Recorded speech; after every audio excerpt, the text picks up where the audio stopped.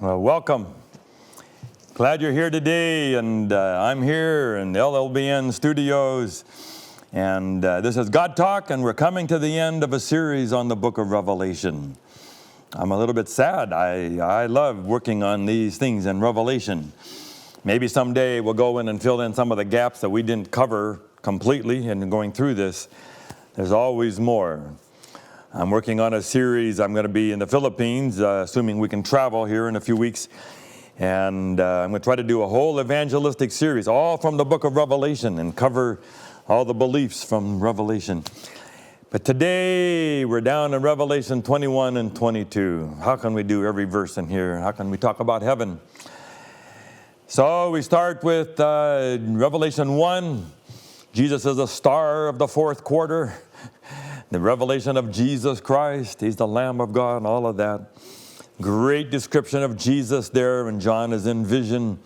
Here's the voice. Powerful. And then we went through the seven churches. As God wants someday there will be a group of people who are the best of all the seven churches, who are first love for God, who are faithful unto death, who have no compromise, who are willing to take a stand for God, who are alive. The fifth church, the sixth church, they have an open door. Everything is open to God. And then, of course, Laodicea, they are white hot. No hot, cold or hot. They are white hot for God. No more lukewarm. Then we had the throne room vision, Revelation 4 and 5. There's someone sitting on the throne who has a scroll sealed with seven seals that no one can open. John begins to cry, and the angel says, no. The elder says, there is one who's the lion and the lamb. And the choirs sing the answer to these questions of the truth about God that are in the scroll. These questions. Jesus is the lion and the lamb, and he answers the questions, and the choir begins to sing. The four living creatures and the 24 elders and the 28 and all the angels, and then every being in the universe will all sing. To him be glory and honor. Then the seven seals, 1/4 of the world destroyed. Under the seven trumpets, 1/3 of the world is destroyed. The great showdown between the dragon, the land beast, and the sea beast. Revelation 12, God and Jesus, the Son, the church, the remnant of God, who keep the commandments of God and the testimony of Jesus about God. Revelation 14, of course, three angels' messages, the final showdown, make your final choice. Revelation 15, we have the close of probation, people standing on the sea of glass who have locked it in for God. Revelation 16, the close of the seven last plagues and Armageddon, great cosmic spiritual war between Christ and Satan. 17, the beast, the prostitute, we didn't spend a lot of time on that. And then we got to Revelation, we did Battle of Armageddon, Revelation 19, the wedding, and the warrior, two metaphors for the final relationship with Jesus. Last week we did the millennium, these great firewalls that God has put in to be sure we never go down this war again.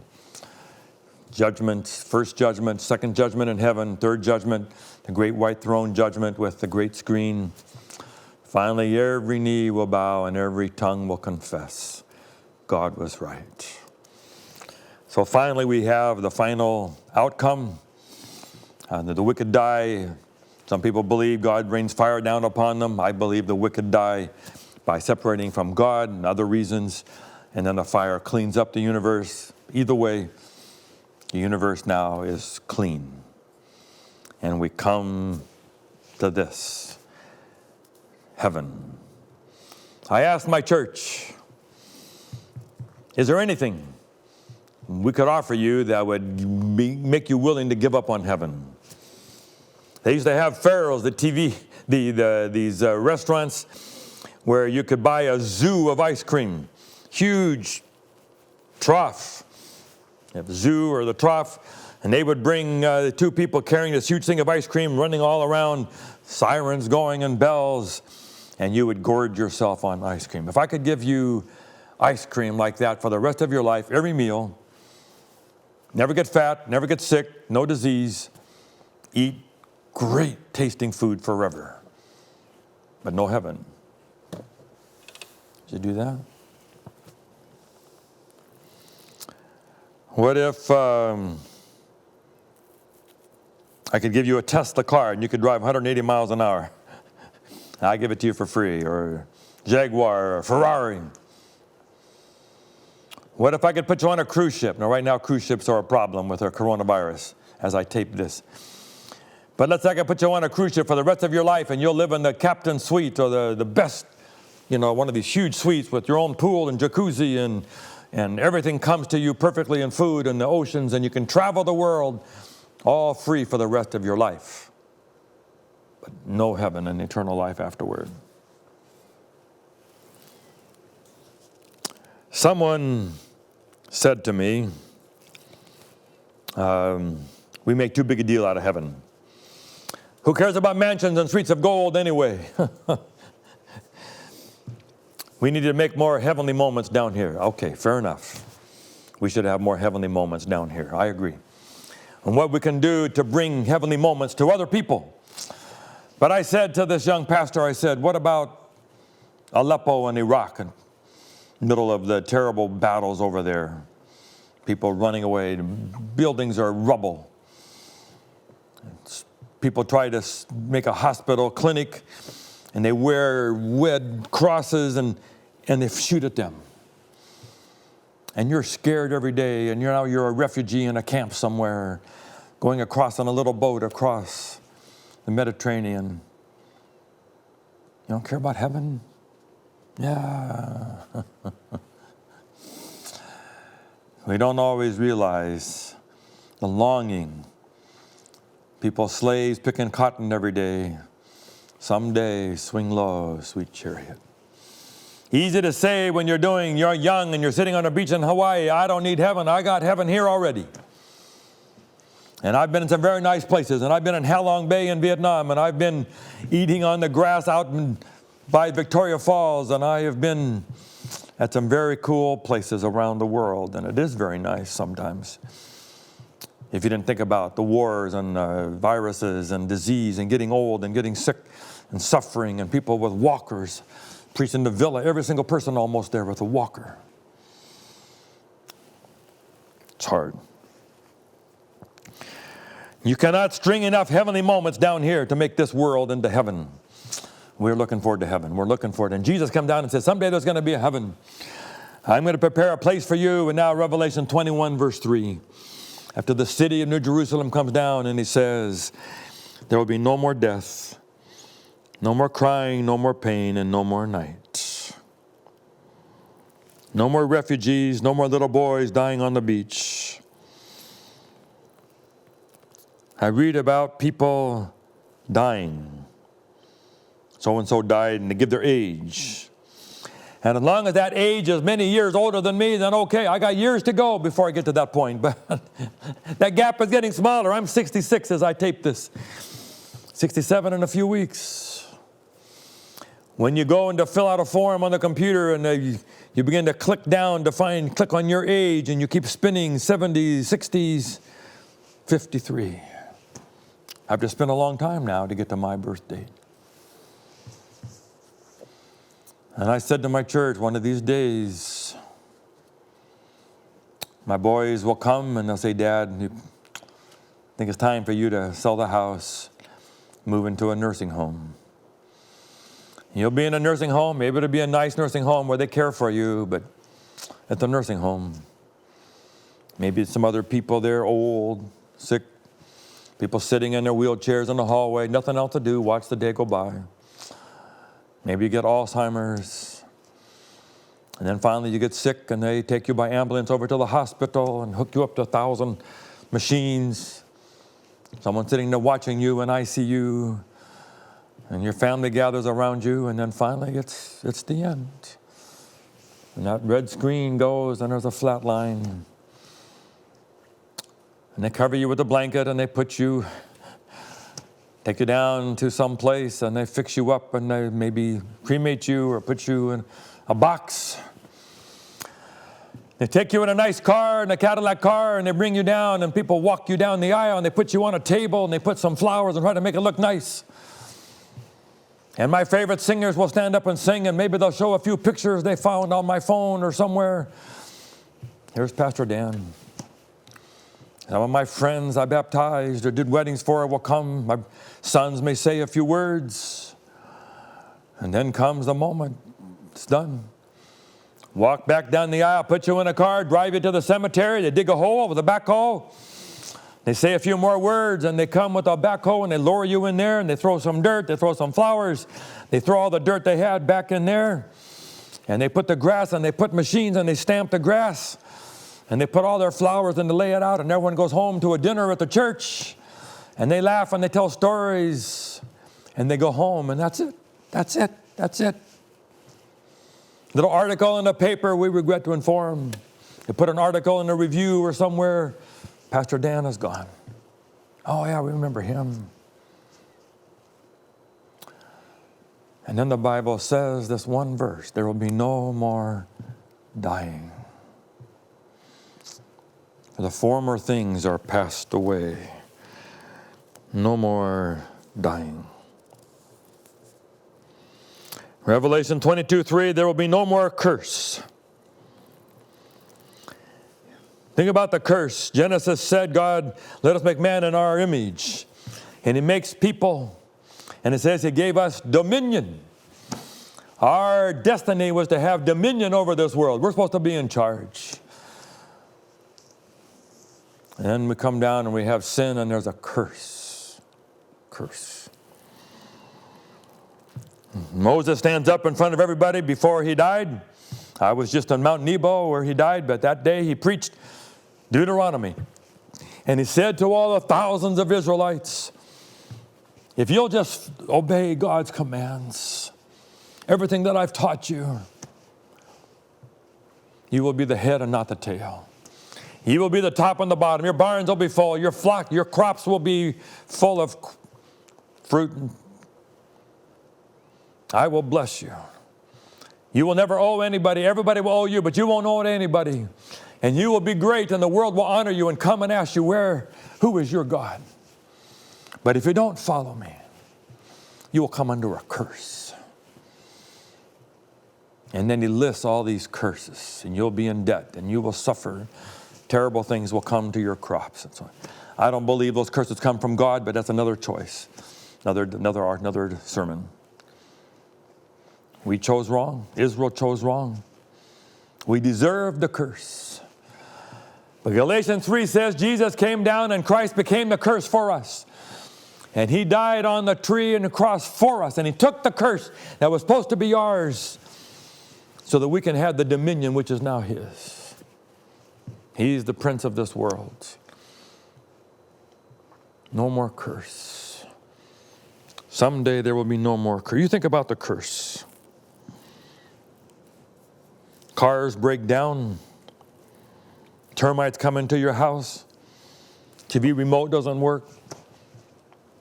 Hilda came this morning and said the heater didn't work. I couldn't deal with it. I had to come here.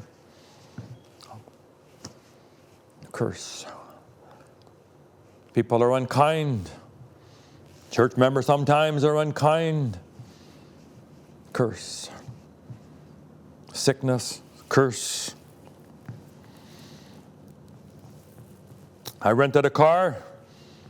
Thought it was full of gas. 11 o'clock at night. Went to the first red light in Garden Grove in Orange County and ran out of gas. Curse.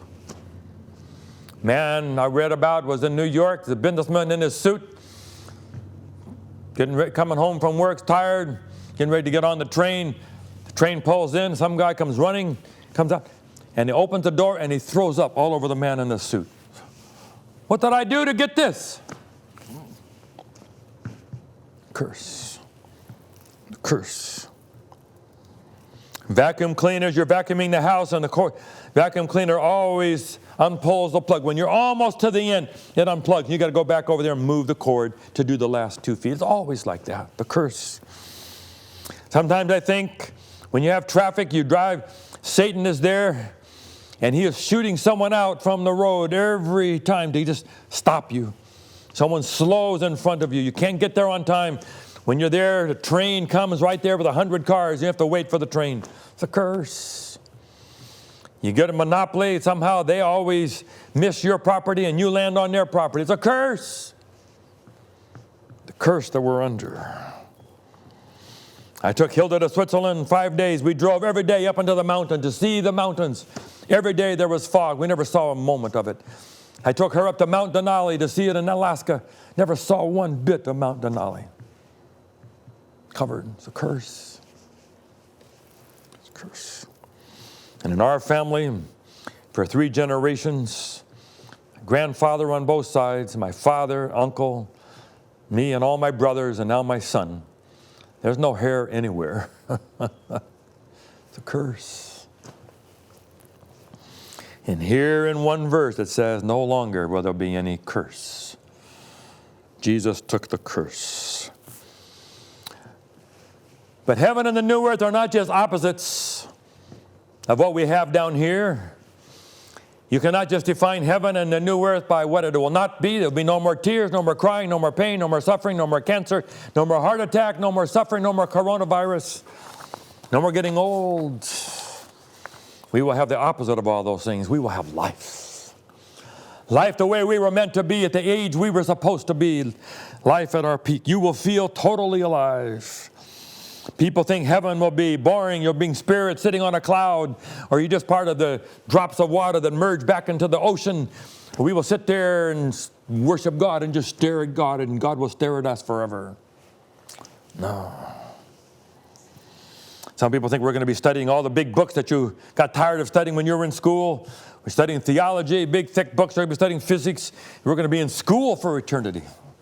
No, we're not going to be tired. Every second will be joy. C.S. Lewis says joy is the serious business of heaven. You think about the greatest pleasures we have in the world, and God used all of them. Sexuality and making love, food, dessert, music, art, pleasure, friends, marriage. These are all the things that God gave to our world, the best pleasures.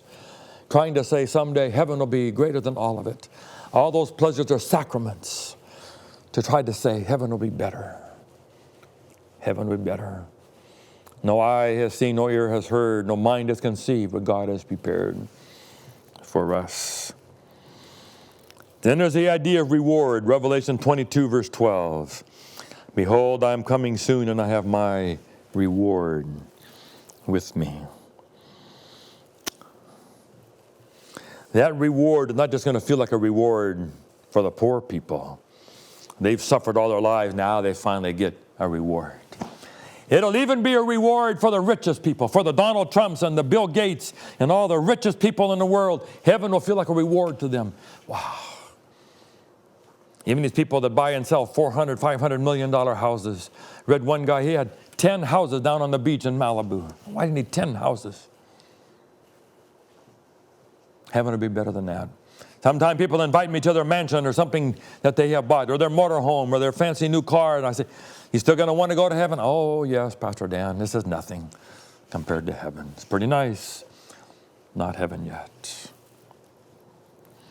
Michael Jordan, Tiger Woods, the Saudi princes that have been in the news this week, and they've got billions. They can't figure out how to spend it all. Heaven will be a reward even to them.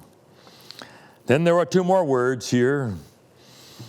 Revelation 22:14, blessed are those who wash their robes, that they may have the right to the tree of life, and may go through the gates into the city. They're inside.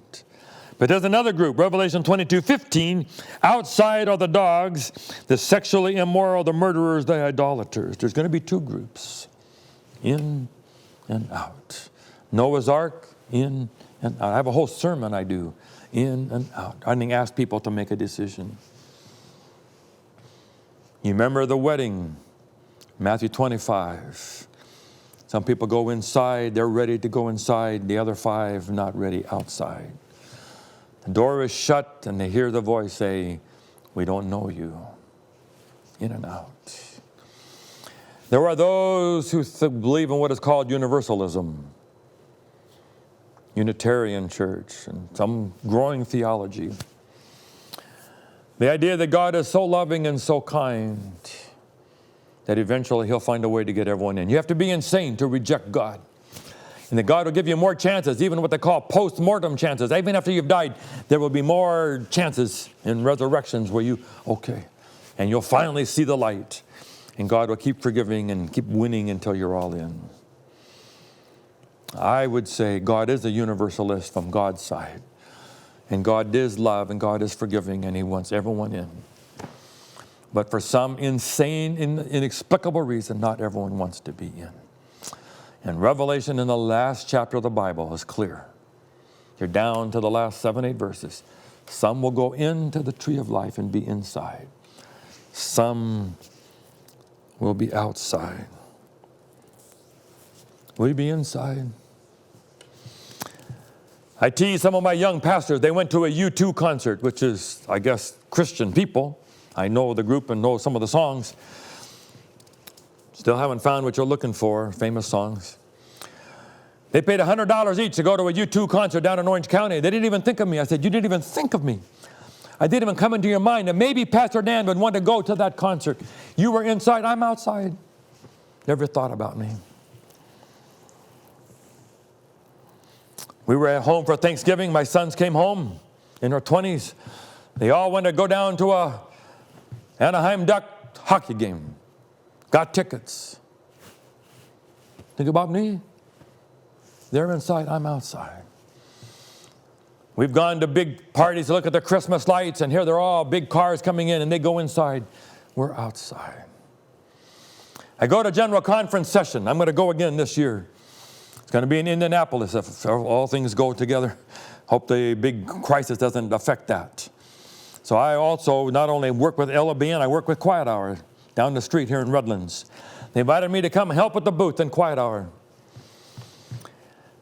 But all the years that I have gone to the General Conference session, I was a boy, little baby, but 17 years old, we came back Atlantic City. We've gone to New Orleans, we've gone to Indianapolis, we've gone all over the world. Atlanta, San Antonio, to go to General Conference.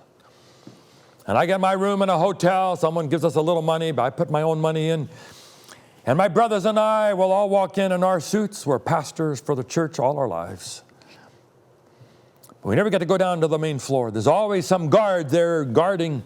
You have to have a badge. You have to be something official. Someone voted you to be a delegate. One time I had a chance. I was on the union committee, but it was so expensive to go to Holland, they only took half. I didn't get to go. Outside. They're inside, I'm outside. The Bible says we're going to be outside. What does it feel like to be on the inside? I thought about, you see other people get married, and you're not married, you're single, and you wonder, will you ever be married? And then finally, you do get married. Someone says, I do to you. Everybody said no forever. Church said no. Everyone said no. She said no. Parents said no. Now someone says yes. Takes you, and you go to the hotel, walk down to this room, nicest room I could afford, and wait for the guy to set your luggage up and leave. You give him a tip, and he leaves. And now you're inside. And someone shows you love that you've never experienced before. Love. And you're inside. And God says, someday you will go from outside to being inside.